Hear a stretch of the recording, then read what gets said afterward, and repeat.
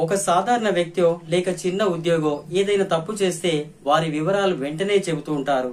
వారిని పదే పదే చూపించి మరీ ఇబ్బందులకు గురి చేసేటువంటి విధంగా ఉంటుంది.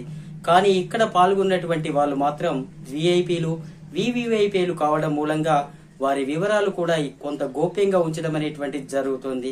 బెంగళూరులో జరిగినటువంటి రేవ్ పార్టీని చూసినట్లయితే అక్కడ జరిగినటువంటి ఘటనపై ఎవరికి ఇష్టం వచ్చినటువంటి రీతిలో వారు ఊహించుకోవడం అనేటువంటిది జరుగుతుంది. కొన్ని ఛానళ్లు కూడా వారికి నచ్చినటువంటి విధంగా ప్రసారాలు చేయడం కూడా జరిగింది. హీరో శ్రీకాంత్ ఆ రేవు పార్టీలో పాల్గొన్నాడని, అతడు పట్టుబడ్డాడని, ఈడ్చుకుంటూ లాక్కెళ్లారని కూడా కొన్ని ఛానళ్ల వాళ్ళు ప్రసారం చేయడం అనేటువంటిది జరిగింది. ఆ తర్వాత కొంతమంది బహిరంగంగానే క్షమాపణలు చెప్పారు. అది వేరే విషయం పక్కన ఉంచితే అతను ఇంతకు పార్టీకి వెళ్ళింది లేదు, అక్కడ పాల్గొంది లేదు, కానీ అతని ఇంట్లోనే ఉన్నానని తాను ప్రచారం చేయడం అనేటువంటిది జరిగింది.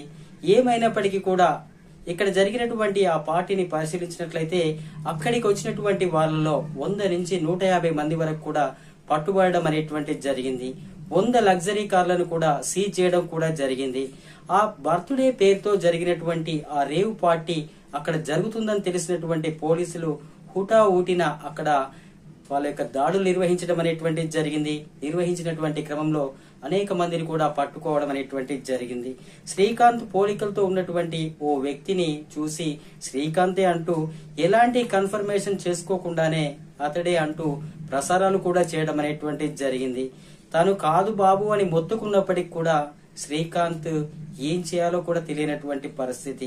జానీ మాస్టర్ పరిస్థితి కూడా ఇలాగే కొనసాగింది. తను అక్కడికి వెళ్ళింది లేదు, కానీ అక్కడ ఉన్నటువంటి వారిలో ముఖ్యమైనటువంటి వ్యక్తుల్లో కొంత అనుమానించేటువంటి విధంగా ప్రస్తుత టీవీ యాక్టర్ గా కొనసాగుతున్నటువంటి హేమ ఆ పార్టీలో పాల్గొనలేదని ఓ ప్రాంతంలో నిలబడి అక్కడి నుంచి ఓ వీడియో చేసింది.